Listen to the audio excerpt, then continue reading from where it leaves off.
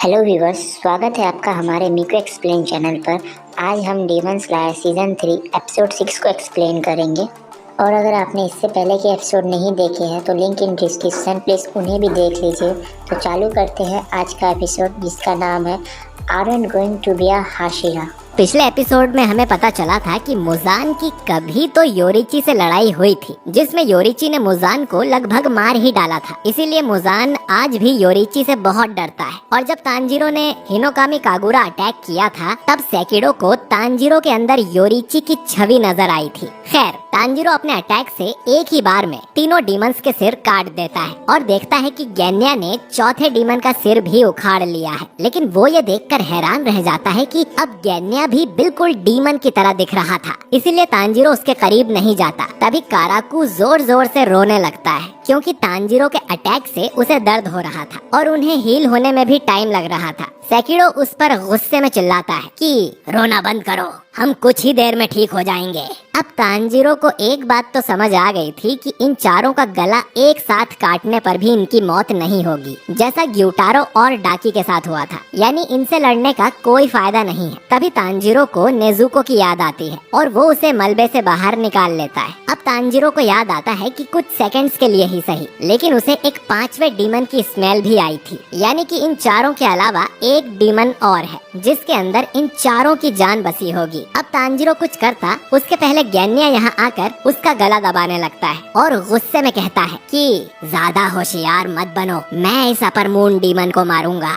Tanjiro उसे कहता है कि तुम्हारे मुंह से झाग निकल रहा है और तुम मेरा गला क्यों दबा रहे हो। गेन्या आगे बोलता है कि तांजीरो ने अकेले अपर रैंक 6 को नहीं हराया था, इसीलिए वो हाशिरा नहीं बना। लेकिन गेन्या अकेले इस डीमन को मार के हाशिरा जरूर बनेगा। अब ये सुनकर तांजीरो कहता है कि अच्छा, ऐसी बात है, फिर तो मैं और नेजुको तुम्हें पूरा सपोर्ट करेंगे। यहाँ एक पांचवा डीमन भी है, मैं उसे ढूंढता हूँ और फिर तुम उसे मार देना। तांजीरो का निस्वार्थ भाव देखकर गेन्या बहुत कंफ्यूज हो जाता है। इधर सभी क्लोन्स हील हो गए थे। सेकिडो इन पर बिजली का झटका देता है, जिससे ये बच जाते हैं। तांजीरो अब गेन्या से बोलता है कि मैं पांचवा डीमन मिलते ही तुम्हें बता दूंगा, तब तक उसे इन बाकी डीमंस को उलझाए रखना होगा और वो नेजुको पर अटैक ना करे, क्योंकि वो उसकी छोटी बहन है। जो सुनकर नेजुको हाथ उठा देती है। अब गेन्या उरोगी पर फायर करता है, वहीं नेजुको काराकू से लड़ती है, जो कि उस पर हवा के झोंके से अटैक कर देता है। ये झोंका तांजीरो को भी जाकर लगता है और इसकी वजह से यहाँ जो हॉट स्प्रिंग की खुशबू फैली थी वो हट जाती है। अब तांजीरो पूरा ध्यान लगाता है और उसे पांचवे डीमन की सेंट आ जाती है, जो कि पास ही की किसी झाड़ी से आ रही थी। हम इस छुपे हुए पांचवे डीमन को देखते हैं, जो कि हंटेंगु की मेन बॉडी के जैसा ही दिख रहा था और बहुत डरा हुआ था।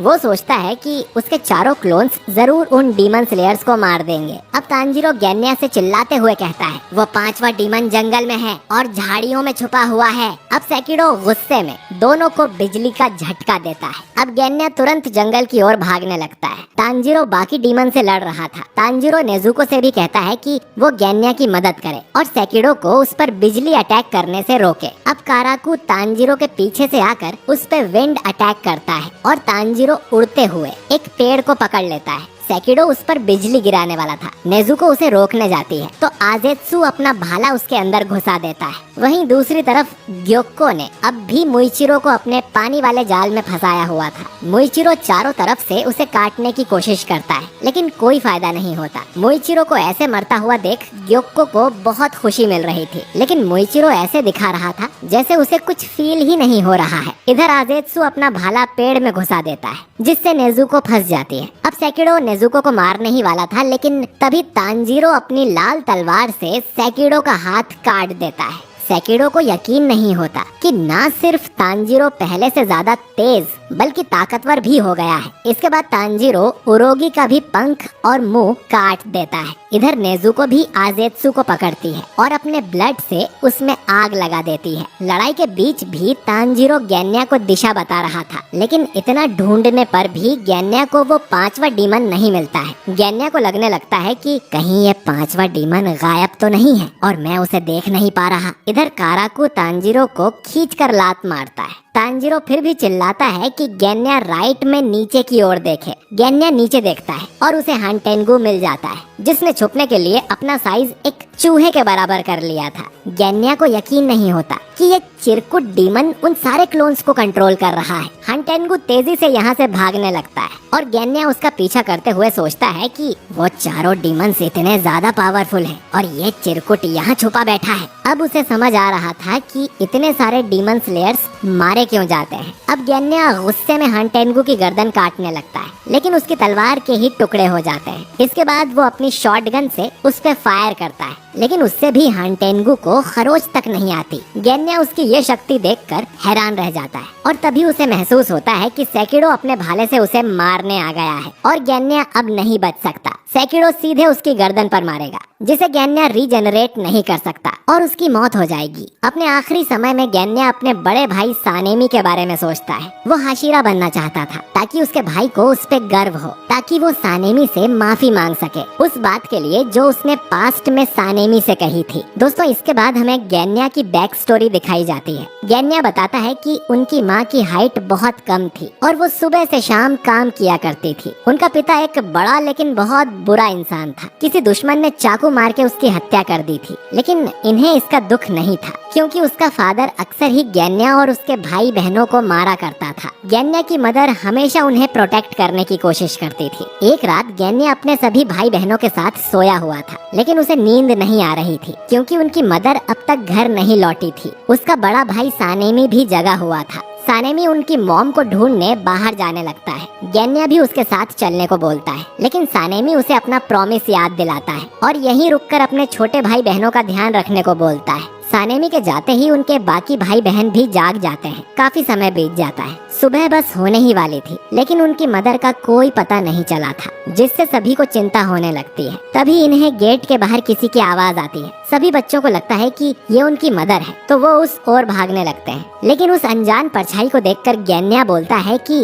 दरवाजा मत खोलो, वो शायद माँ नहीं है। तभी दरवाजा टूट जाता है और वो डीमन गेन्या के चारों भाई बहनों पर पंजा मार देता है, जिससे उनकी तुरंत ही मौत हो जाती है। वो डीमन गेन्या पर भी पंजा मार के उसका चेहरा काट देता है और सीलिंग से चिपक जाता है। अंधेरे की वजह से गेन्या को समझ नहीं आता कि ये कोई जानवर है या कोई भेड़िया। वो डीमन अब गेन्या को भी मारने ही वाला था, लेकिन तभी सानेमी उस डीमन को पकड़कर उसे घर से बाहर ले जाता है। गेन्या रोते हुए अपने सभी भाई बहनों को जगाने की कोशिश करता है, लेकिन वो सब मर चुके थे। गेन्या अब डॉक्टर को बुलाने के लिए घर से बाहर निकलता है। सूरज उगने लगा था और रास्ते में गेन्या सानेमी को देखता है, जो खून से सना हुआ था। उसके हाथ में एक बड़ा सा चाकू था और ठीक सामने उनकी मदर का कटा हुआ शरीर पड़ा था। गेन्या रोते हुए अपनी माँ को गले लगा लेता है और सानेमी से पूछता है कि उसने उनकी माँ को क्यों मारा और उसे बार बार खूनी भी कहता है। वहीं सानेमी सदमे में चुपचाप खड़ा था क्योंकि सूरज उग गया था, तो उनकी माँ का शरीर राख बनकर उड़ जाता है। कहानी वापस प्रेजेंट में आती है। गेन्या अपने भाई से माफी मांगता है, उसे भला बुरा कहने के लिए,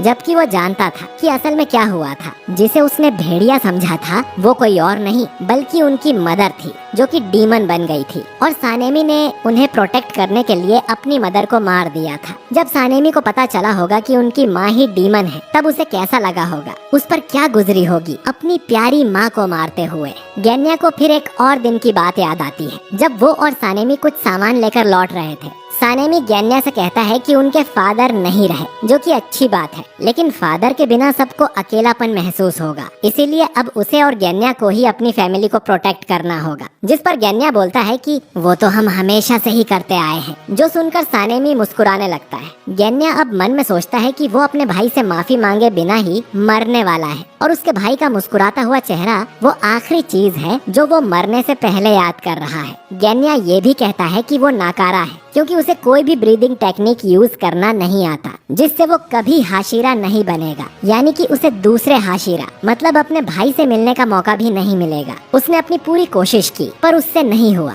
उसे सानेमी की कही बात याद आती है कि तुम जैसा कमजोर मेरा भाई नहीं हो सकता, डीमन स्लेयर कॉर्प्स को छोड़ दो। गेन्या रोते हुए सोचता है कि सानेमी ने उससे ये क्यों कहा। अब गेन्या मरने ही वाला था कि उसे तांजीरो की आवाज सुनाई देती है, जो कहता है कि हार मत मानो, और फिर तांजीरो सेकिडो का वो हाथ काट कर गेन्या को बचा लेता है। तांजीरो आगे कहता है कि कोशिश करते रहो लेकिन कभी भी हार मत मानना। सिर्फ अपने लक्ष्य पर ध्यान दो। तुम्हें हाशिरा बनना है ना? तभी आजेत्सु तांजीरो के पीछे आ जाता है और उस पर अपने भाले से एक जानलेवा अटैक करता है। लेकिन तांजीरो देखता है कि उसे तो कुछ हुआ ही नहीं। असल में गेन्या ने सामने आकर तांजीरो को बचा लिया था और उस अटैक की वजह से गेन्या के शरीर में कई सारे छेद हो गए थे। गेन्या किसी तरह बोलता है कि मैं उस डीमन का गला नहीं काट पाया, तो अब ये काम तांजीरो तुम्हें करना होगा। गेन्या की बात सुन तांजीरो उस 5वें डीमन को ढूंढने लगता है, जो कि चूहे की तरह जंगल में भागता जा रहा था। लेकिन तांजीरो उसका पीछा करते ही रहता है और जैसे ही हांटेंगु खुली जगह में आता है, तांजीरो उसका गला काटने के लिए अपनी तलवार उठा लेता है और ये एपिसोड